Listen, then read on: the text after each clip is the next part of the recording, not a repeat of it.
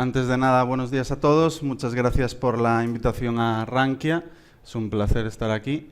Y hoy vamos a hablar de invertir en calidad, como comentaba, con casos lo más prácticos posibles para que se entienda que es desde nuestra perspectiva invertir en calidad.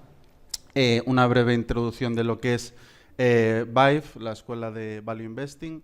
Detrás de Vive está el grupo Norcius, que es un grupo que tiene un private equity en el accionariado, con una valoración de unos 600 millones de euros. Y la idea de Vive es trasladar una propuesta lo más práctica posible al mundo de las finanzas y de la inversión. En su día hice 2 másters que eran mayormente teóricos, es difícil trasladar esa teoría a la práctica, y lo que buscamos aquí es que a través de un claustro de profesores, son unos 15-20 profesores, que todos se dedican profesionalmente a la gestión de fondos de inversión, todos gestionan un capital razonablemente elevado. Intentar que cada profesor experto en su campo, pues tenemos por ejemplo a Gabriel Castro, que es experto en cíclica, shipping, a Ayuso, que es una de las personas que más sabe de shipping en España, y oil and gas, etcétera. Cada persona en su nicho de la clase especializada a los alumnos para que puedan entender cómo funciona realmente la inversión dentro de cada sector, porque no tiene nada que ver invertir en el sector healthcare que invertir en una minera o similar. Empezando con la ponencia, voy a solo 2 breves slides de 2 gráficos. Uno de ellos, el que veis aquí, son small caps europeas contra el índice europeo a lo largo de un periodo de casi 30 años, no llega, pero casi 30, y lo que podéis ver en la línea naranja, que es la línea de las small caps europeas, pequeñas compañías europeas, es que en el largo plazo las pequeñas compañías lo hacen mejor, son más rentables que las grandes compañías. Es sencillo entenderlo, cuando una compañía es muy grande, cuando una compañía pues tiene una capitalización de 30.000 millones, 50.000, 100.000, es muy difícil que esa compañía multiplique su tamaño por 5 o 10 veces. En cambio, cuando una compañía tiene una capitalización, un valor de 100, 200 millones, multiplicar por 10 veces, pues le ponen un valor de 2.000, ¿no? Es fácil entenderlo. También es cierto que la volatilidad, como podéis ver, es superior y no hay que menospreciar la volatilidad. En determinados momentos pueden venir caídas del 50%. Y no solo en crisis, en un momento como el COVID, las small caps europeas cayeron más de un 40% en un periodo de un mes. Es una volatilidad que hay que estar dispuesto a soportar para tener rentabilidades superiores en el largo plazo. Y por el otro lado, ¿por qué invertir en calidad? Que es lo que vamos a ver en la breve ponencia de hoy. Tenéis en la línea blanca el gráfico del MSCI World Quality. El MSCI World sesgado a compañías de calidad. Y en naranja tenéis el MSCI World al uso, el que puede invertirse desde cualquier ETF. Como veis, la diferencia en el largo plazo es gigantesca. Y es que invertir en compañías de calidad suele ser más rentable en el largo plazo, como bien demuestran los gráficos de MSCI. ¿Dónde invertir ahora mismo? Los 2 principales mercados que conocemos, bueno, se puede invertir en emergentes, se puede invertir en Europa, se puede invertir en Estados Unidos, la oferta de mercados es infinita, ¿no? Pero yo me voy a centrar en los 2 principales mercados, que son Europa y Estados Unidos. ¿Dónde invertir ahora? Lo que tenéis aquí es el gráfico del S&P 500, que es la línea blanca, y el gráfico de la valoración, price to earnings o PER, del S&P 500, que está actualmente en 25 veces beneficios, cuando su media está en torno a las 18, 19, lo que nos hace entrever que ahora mismo el S&P 500 como mínimo está a valoraciones exigentes, desde luego que no atractivas. En cambio Europa, que es lo que veis aquí, el MSCI Europe, es la gráfica blanca, y la valoración del MSCI Europe desde el punto de vista PER, es la línea roja, está a 14 veces beneficios, 24 contra 14. Sí que es cierto que las compañías que componen el S&P 500 son de mayor calidad que las europeas, es una evidencia, pero la diferencia en valoración es significativa, y en términos de valoración, Europa está por debajo de su media histórica, está más barata de lo normal, y Estados Unidos está por encima de su media histórica, está más caro de lo normal. Por lo tanto, para mí, si cogemos los ingredientes donde está más barato el mercado, que es Europa, en los activos que son más rentables en el largo plazo, que son small caps y en concreto de calidad, pues estaríamos invirtiendo en empresas, pequeñas compañías europeas de calidad. Y el potencial retorno a largo plazo, a 5 o 10 años vista, en mi opinión será significativamente superior al del MSCI World o SP500. Y es que el MSCI Europe Small Cap, que es el índice europeo de Small Caps, los últimos 3 años no ha hecho nada. Me atrevería a decir que incluso está en negativo a 3 años vista, lo cual suele ser positivo. En vez de perseguir los índices que mejor lo han hecho, que es lo que lleva a que en el largo plazo las rentabilidades no sean satisfactorias, hay que invertir en los índices que ofrecen un mayor potencial, que ofrecen una mayor oportunidad, como es el caso que comento. ¿Qué es para mí invertir en calidad? Bueno, pues os pongo ejemplos de compañías en las que estamos invertidos a través de uno de los fondos de inversión que gestiono. Tenéis la primera compañía, es Jungfraubank, es una compañía suiza, una small cap suiza, que opera el monopolio de transporte por ferrocarril a uno de los principales destinos turísticos de Suiza, que es Jungfrau Joch.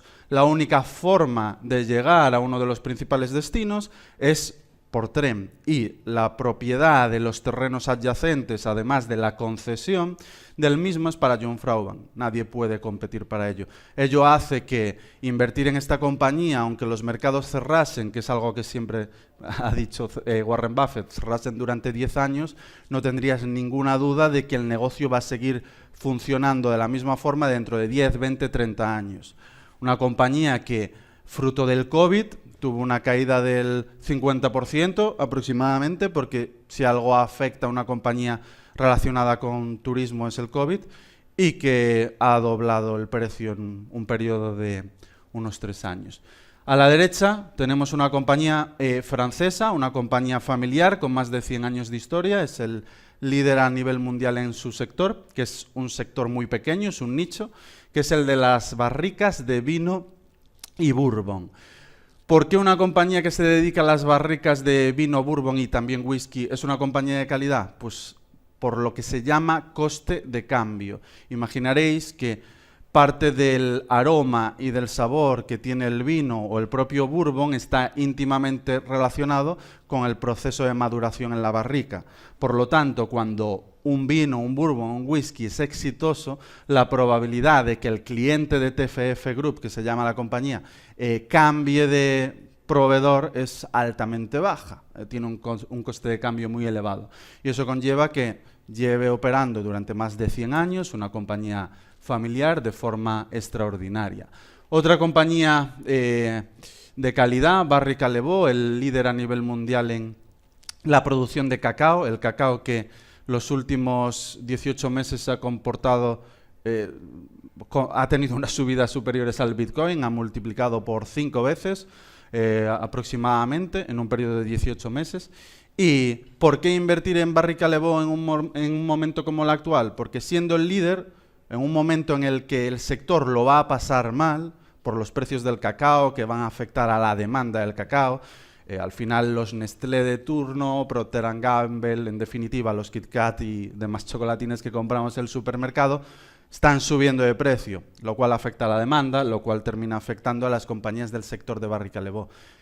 Invertir en el líder, en el low cost producer, en el productor más eficiente, suele ser lo recomendable cuando un sector atraviesa problemas como los actuales, porque muchas compañías del sector terminarán quebrando, obteniendo cuota de mercado de forma orgánica gratuita, o sea, es el mejor posicionado para lo mismo. Green Landscaping, una de las compañías más interesantes que tenemos, que opera es una compañía que cotiza en Suecia, opera en Europa y se dedica a adquirir pequeñas compañías, mayormente familiares, cuyos clientes son municipios, clientes públicos, y se dedican al cuidado, mantenimiento y construcción de zonas verdes y carreteras. Este sector, este nicho, como veis siempre estoy hablando de nichos muy concretos, pequeños, donde invertimos a través del líder, es tremendamente resiliente al ciclo. Aunque venga una crisis económica, las zonas verdes y las carreteras se tienen que seguir cuidando. Por lo tanto, tiene unos ingresos recurrentes, tiene una base de ingresos estable, y lo mejor de todo es que es una compañía que en los últimos 6-7 años ha crecido al 30% anualizado, cotizando una valoración muy interesante, precisamente porque en las small caps europeas existe una oportunidad muy buena. Vidrala es el número 2, si no me equivoco, en el sector del vidrio europeo, que es un oligopolio, donde prácticamente hay 3-4 compañías que se reparten todo el pastel. El vidrio, que es un material ESG con vientos de cola tremendamente evidentes, y poder invertir en una compañía que opera un oligopolio donde solo 4 compañías compiten, con un poder de fijación de precios gigantesco, que se pudo ver en el entorno inflacionario que vivimos en el año 2022 y 2023, las subidas que hicieron Vidrala y Verallia, los líderes del mercado, fueron del 25 o 20% en precio a sus clientes finales. Por lo tanto, un poder de fijación de precios gigantesco gracias a que funcionan en formato oligopolio y no compiten entre sí. Heineken no voy a pararme demasiado porque la conoceréis la mayoría, otra compañía familiar. Todas las que estoy comentando prácticamente son familiares, salvo Jungfraujoch. Amorín, que es el líder a nivel mundial en el sector del corcho, para bebidas espirituosas como pueden ser licores premium, para vino, etcétera, etcétera. Y es una compañía que tiene una cuota de mercado superior al 40% en tapones de corcho, que es otro tipo de producto con vientos de cola, ESG, etcétera, etcétera. Y por último, Robertet, una compañía con unos 150 años de historia que se basa en sabores y fragancias tanto para perfumes como para el sector de la comida. Y lo mismo que sucedía con las barricas, el coste de cambio de cambiar el aroma de un perfume o el sabor de un alimento es tremendamente alto si el alimento del perfume es exitoso. Y eso hace que las relaciones con los clientes de Robertet sean prácticamente centenarias. Como veis, compañías familiares, compañías que son líderes, todas y cada una de ellas en su nicho, compañías con potencial de crecimiento, y que dentro de 10 años no se me ocurre que ninguna de estas compañías no siga existiendo, porque seguirá habiendo vidrio, seguirá habiendo corcho, seguirá habiendo turismo a Jungfraujoch, etcétera, etcétera. Ahora bien, ¿qué entendemos nosotros como invertir en calidad? Bueno, pues es encontrar compañías que operan en determinados sectores con márgenes superiores a sus competidores, como los ejemplos que acabamos de ver. ¿Y por qué sucede eso? Hay que diferenciar cuando una compañía opera con márgenes superiores a la competencia por una ventaja temporal, como pudo ser en su momento cuando Chrysler lanzó el primer monovolumen y se vendían monovolúmenes como churros. Pero en el momento que los competidores lanzaron también otro monovolumen, perdió ese liderazgo inicial, ¿no? En cambio, una compañía que tiene un MOAT, el hecho de que lo tenga impide que los competidores repliquen ese MOAT, esa ventaja competitiva, ese foso defensivo.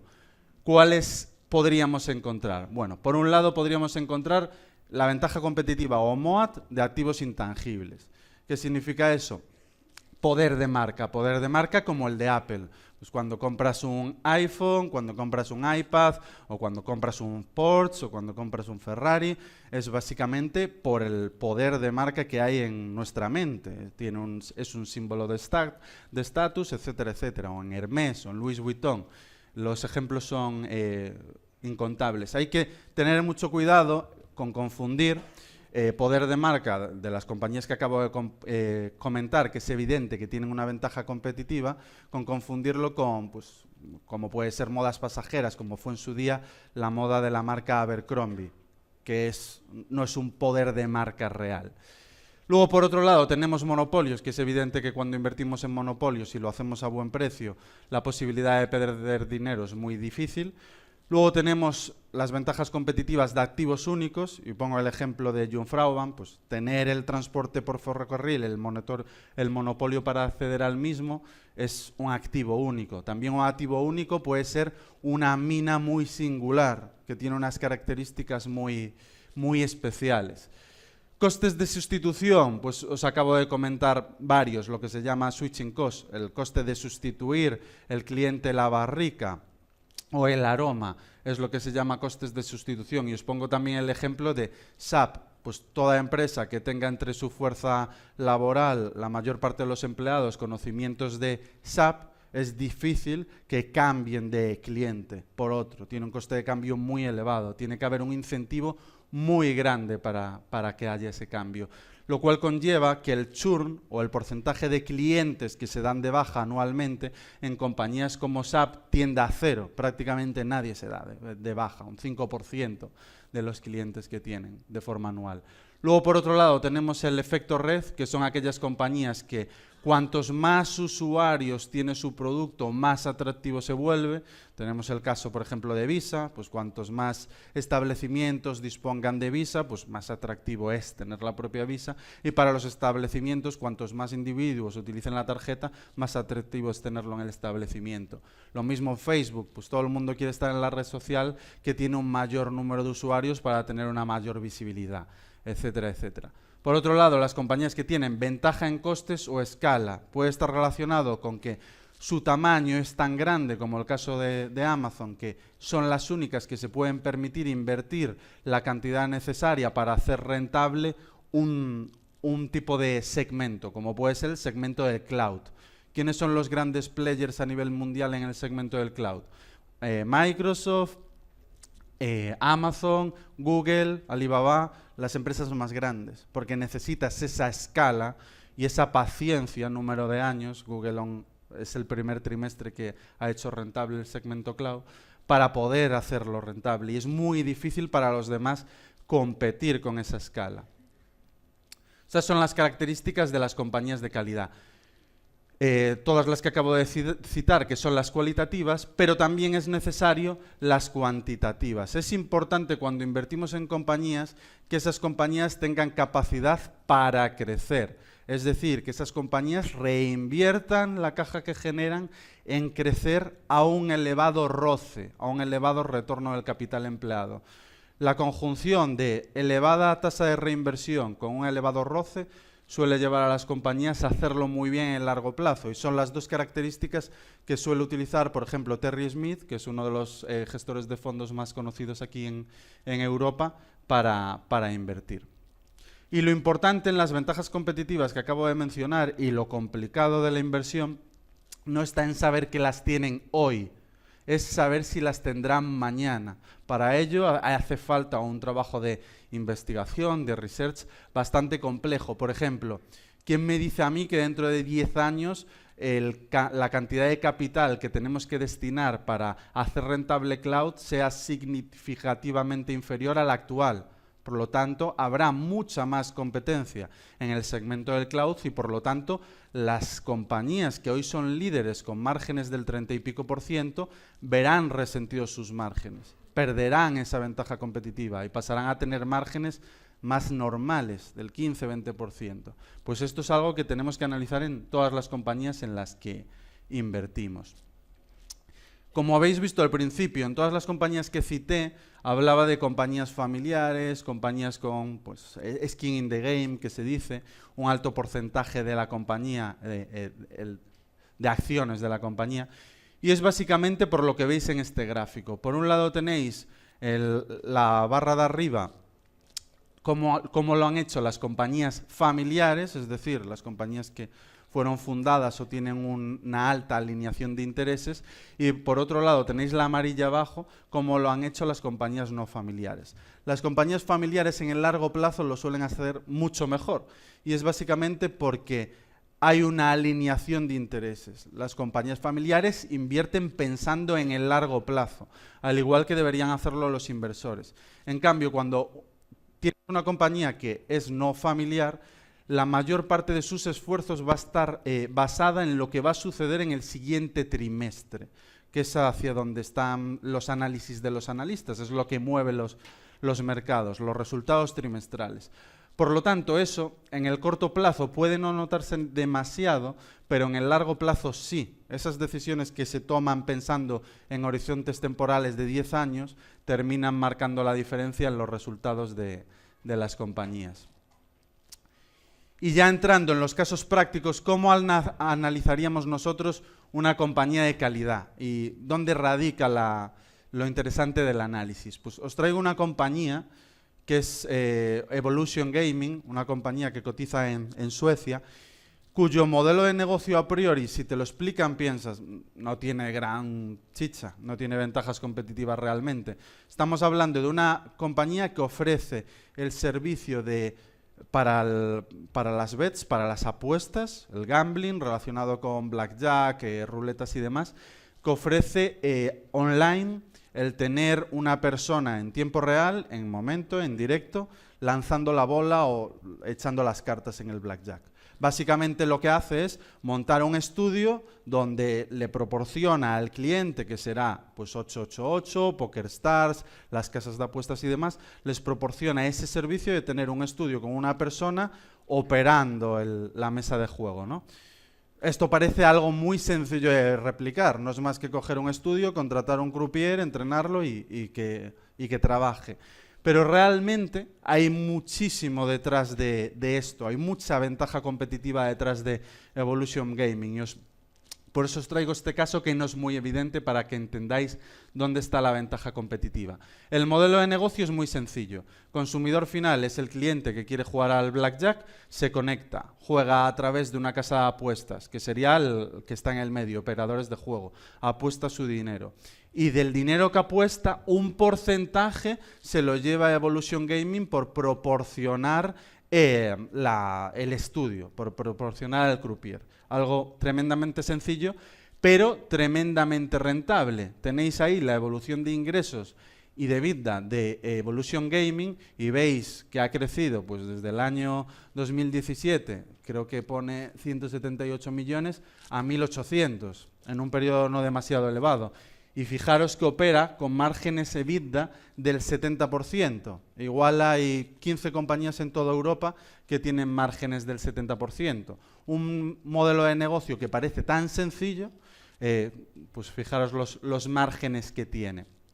La evolución que tenemos a lo largo del tiempo, bueno, etcétera, etcétera, que es básicamente lo que he explicado. Es un modelo de baja intensidad en capital, no hay que invertir demasiado para crecer, es básicamente personal y montar el estudio, que lleva un periodo de unos 18 meses si no recuerdo mal, y bueno, uno de los KPIs, uno de los inputs a seguir es cómo crece el número de empleados para saber si Evolution Gaming está viendo que a futuro va a haber una mayor contratación de sus servicios, va a requerir de un mayor número de estudios, porque esos estudios los nutre de ese personal que va contratando y entrenando, no es instantáneo, contrato a alguien y ya lo pongo a cargo del estudio, no, tiene un periodo de formación. ¿Dónde está? Bueno, uno de los principales riesgos, es una compañía que no está exenta de riesgos, tiene dos riesgos para mí muy importantes. Si no fuese así, pues invertiría prácticamente el máximo que me permitiese en Evolution Gaming. Si no invierto el máximo que me permite es principalmente por estos dos riesgos. El primero, concentración de clientes. Prácticamente el top 5 ahora mismo ronda el 50% de las ventas. Es decir, entre solo 5 clientes depende el 50% de los ingresos. Esto es un riesgo de concentración gigantesco. Si pierdes uno de esos clientes, es un golpe a la cotización, hablamos del 30-40%. Un golpe a la cotización significativa. Y ahí tenéis ejemplos de clientes de Evolution Gaming. Una de las partes muy importantes a seguir en una tesis como esta, cuya ventaja competitiva es ventaja en costes, desde el mismo punto de vista que Netflix, y me explico. ¿Cuál es la ventaja competitiva de Netflix? Netflix, como su base de usuarios es considerablemente superior a la de la competencia, cada vez que gasta dinero en nuevas producciones, ese gasto de nuevas producciones se diluye sobre una base de ingresos considerablemente superior. No sé si me explico, representa un porcentaje mucho más pequeño que para los competidores, porque la base de ingresos de los competidores es esta, la de Netflix es esta, aunque la de gasto de Netflix sea muy superior a la de los competidores, en términos porcentuales representa un gasto menor. Eso le permite todos los años tener un volumen de producciones muy superior al de la competencia y seguir engordando la bola de nieve. Esa es la ventaja competitiva de Netflix. ¿Por qué os cuento esta historia aquí? Porque Evolution Gaming, además de tener los estudios de Blackjack y Ruletas, desarrolla juegos que implementan sus estudios, juegos propios, IPs propias, como si fuese un videojuego de consolas, pues exactamente igual, solo que trasladado al mundo de las apuestas. Evolution Gaming en el año 2023 lanzó más de 100 juegos nuevos, unos 105 juegos nuevos y demás. Eso conlleva un gasto que ninguno de los competidores se puede permitir, porque la cuota de mercado de Evolution Gaming, que es la que veis en el gráfico que está aquí, es cercana al 80%. Y una de las principales variables a seguir, ¿por qué? Porque si su ventaja competitiva se basa en costes y es gracias a la cuota de mercado que tiene, lo que tenemos que seguir para que no se deteriore la tesis a futuro es que no pierda esa cuota de mercado. Porque cuanta más cuota de mercado pierde, menor es su ventaja en costes respecto a los competidores. Ahí radica un poco una de las claves.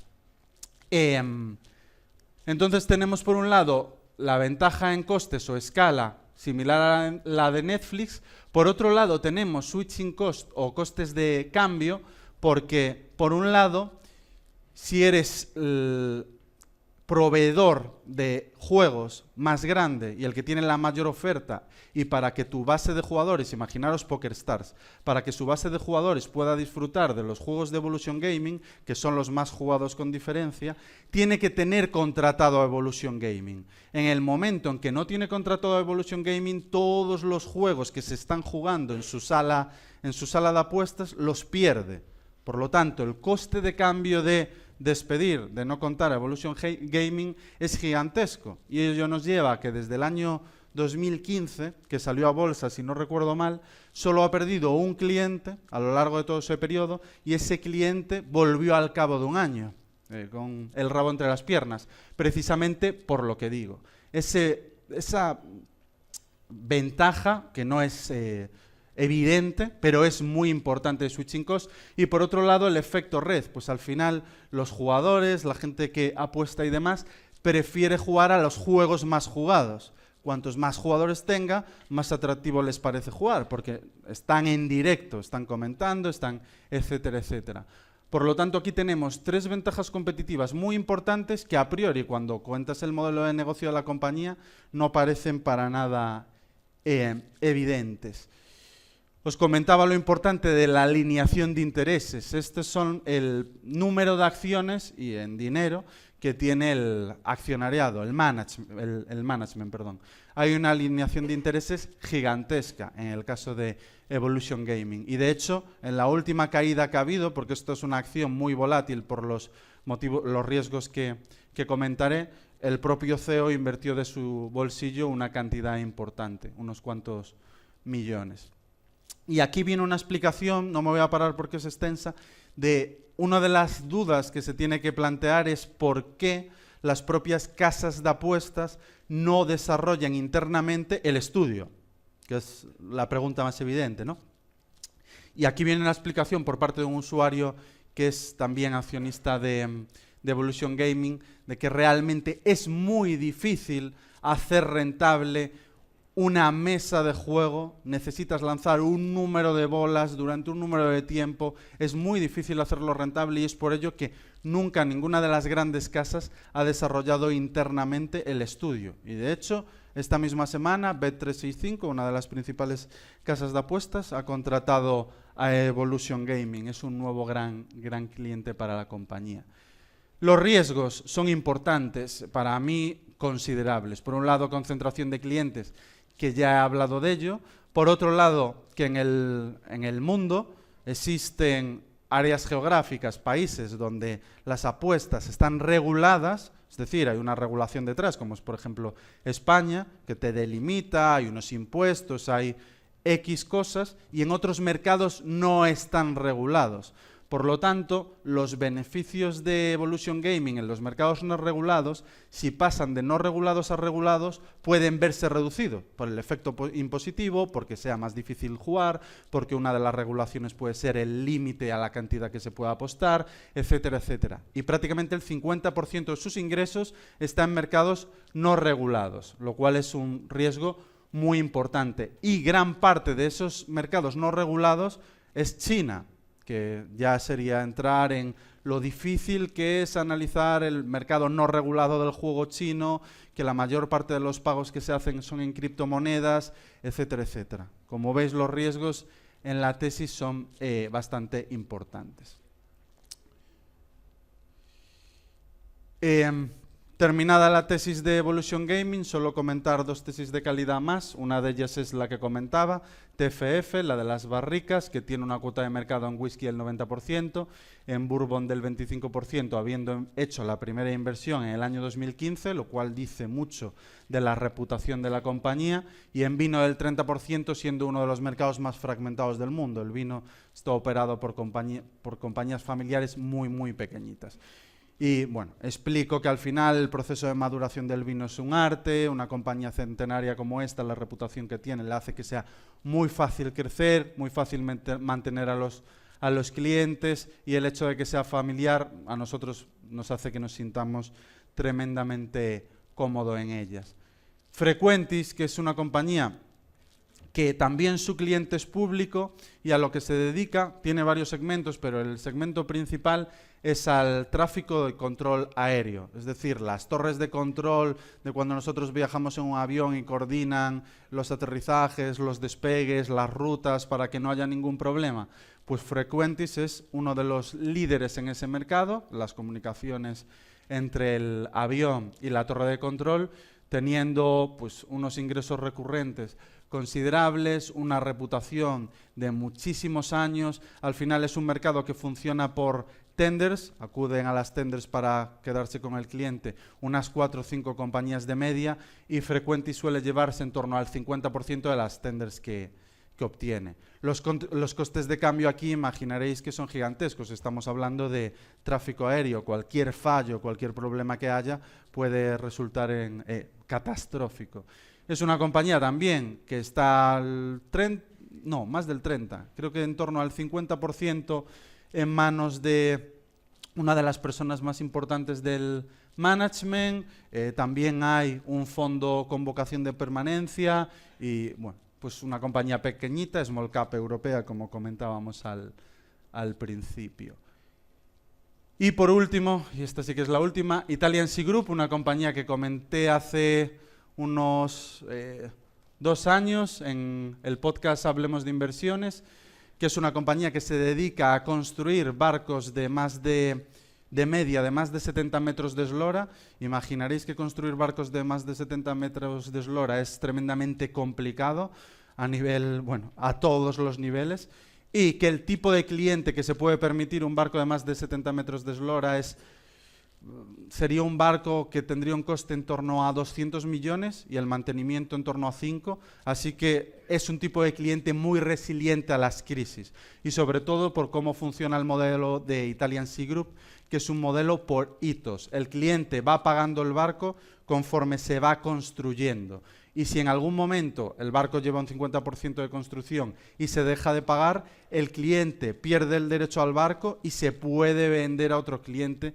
cuando la cartera de pedidos suele tener una duración, o sea, un tiempo de espera de unos 3 años aproximadamente. Es un perfil de cliente que tiene una altísima demanda ahora mismo, sobre todo en Norteamérica y de Europa. Y bueno, hasta ahí la ponencia sobre invertir en calidad. Si queréis información sobre los másteres o cursos de Vive, tenéis la página web, y si tenéis alguna pregunta sobre cualquiera de las cosas que he comentado, encantado de responder.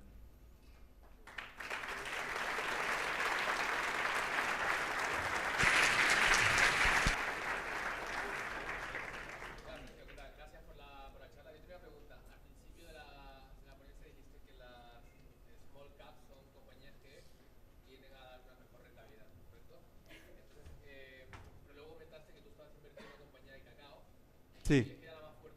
Sí. Bueno, es lo bueno de invertir en nichos. Por ejemplo, TFF, la de Barricas, es el líder a nivel mundial con mucha diferencia con respecto al segundo. Es una compañía que capitaliza, vale 600 millones. Es una small cap. ¿Por qué? Porque opera en un mercado muy pequeño. Es el líder en un mercado muy pequeño. Lo importante cuando él es el líder es la diferencia de tamaño relativa respecto a tus competidores.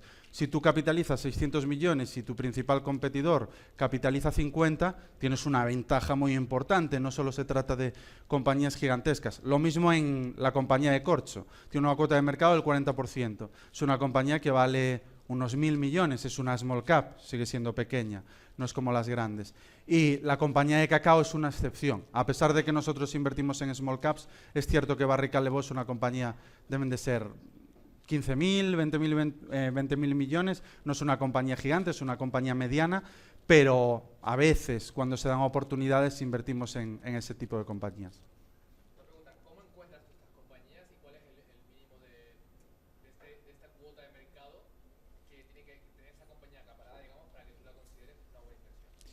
Bueno, nosotros solemos invertir en oligopolios o monopolios, preferiblemente, no siempre. Entonces buscamos compañías que no es tanto la cuota de mercado, sino que la diferencia con respecto al siguiente competidor sea muy grande. Me explico. Pues al final TFF, cuota de mercado 30, no es una salvajada como Evolution, que tiene una cuota de mercado 80.